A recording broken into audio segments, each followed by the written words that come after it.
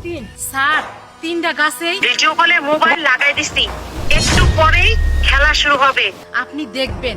হ্যাঁ, বিষয়টা আমি বুঝতে পারছি। তোকে অনেক ধন্যবাদ। আপনি দেখার অপেক্ষায় থাকেন, এখানে আমার থাকা যাবে না। তুই এখন অন্য কোথাও গিয়ে লুকিয়ে পড়, আমি বিষয়টা দেখতেছি। না, আমি পলাই।